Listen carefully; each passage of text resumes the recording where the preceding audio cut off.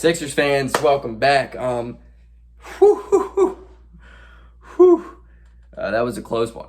That was arguably the ugliest win of the Sixers' entire season, right? Like, I'm not crazy for thinking that. That whole game, I just was like on the edge of my seat, just nerve-wracking experience. What an ugly win. I mean, the Sixers didn't really play well. Seth Curry had a really good game as usual because that dude's the man. It's something in the blood. I don't know. I wonder if he has a brother that plays basketball. And Tyrese Maxey, man, came in and was just the energy that we needed. I'm at the point where I'm thinking, why are we starting Korkmaz? Like, start Tyrese Maxey Game 7. Let him come out with that enthusiasm, because that's what ended up changing the pace for the game. Embiid looked atrocious for the majority of that game. He looked like he was down 10, like the Sixers were down 10 all night long.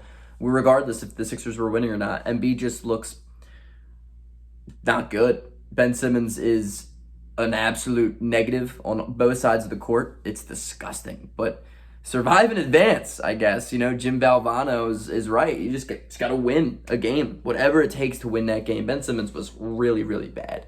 I mean, like, there was a part of me that was like, I just hope he comes in and fouls out so we don't even have to question to play him or not, because he has just been atrocious on both ends of the court in the last two games. It's come to the point where I don't see at all a solution to the Ben Simmons experiment. I just think it's at this point.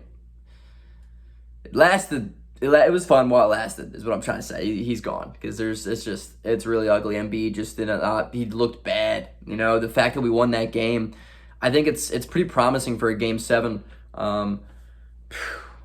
But I don't know how much you can rely on Tyrese Maxey and Seth Curry to win us a game. I mean, Embiid has to step up at some point. Tobias Harris had a better game. I mean, he's a consistent guy. You know, 23 points is not out of the ordinary for him. He had a 4-point performance. Everybody gave him crap like they give Ben Simmons, and they're two totally different dudes. I mean, Tobias Harris is a consummate professional who brings consistency all year long, and he has one bad game, and I wasn't supporting the Tobias hate. I'm supporting the Ben hate, but not the Tobias hate at that point.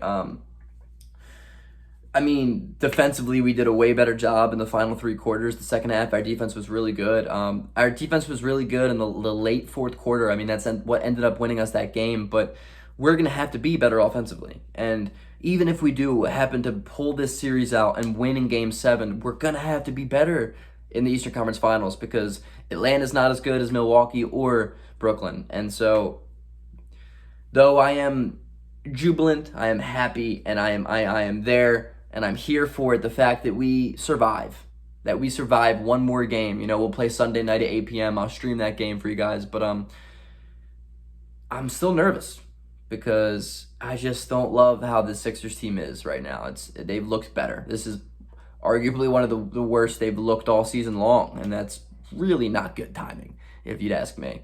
I mean, I can make a video a little bit more in depth tomorrow, but the Sixers just didn't really convince me tonight. The refs were really, really bad. I'll be here to say that. I saw Dom 2K tweeted out that John Collins pulled the Tom Chambers on Embiid and kicked him. And he did. And he literally got away with it. The referees were really, really bad. Again, throughout the series, they've been questionable, to say the least. To like most positively say it, they've been questionable. It's come to a point where like you can't even have Dwight Howard on the court because he will just get a reputation call every single time down either side of the court. And that's tough. It's tough to roll out a guy like that. Ben Simmons, don't get me wrong, did not play well, but he had a couple just corny foul calls on him that I just didn't understand. That one that he was fighting for the offensive rebound when three Hawks were hacking him, got called for a foul on that, which was wild to me. That pick that he set was a little clunky, but in a playoff game of a Game 6, you don't call that. You don't call that call. You know, that's not a foul on Ben. I think you got to let that play. I mean, Embiid got hacked. The starters got hacked all game long, and they didn't have a free throw until 7 minutes left in the fourth quarter. But we're going to be calling those fouls on Ben Simmons? I don't know. I really don't know. That's a questionable job, man. I mean, I get it. They don't like the process. But that game was mentally exhausting. Exhausting to watch. But hey, one more. You know what I mean? One more. We're even. We should be up like 5-6-1 in this series right now. It should be 5-1 in this series. But I guess if you would ask me, Greg, if we could redo this series just a one-game winner, Sixers are at home, Game 7. Would you do it? Yeah, I would do it.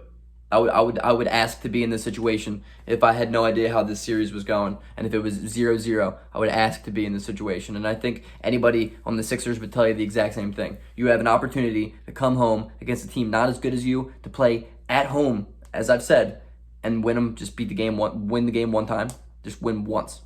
Yeah, I think the Sixers take that. So I will see you guys hopefully before Sunday. I probably will, but peace out. We advance, survive.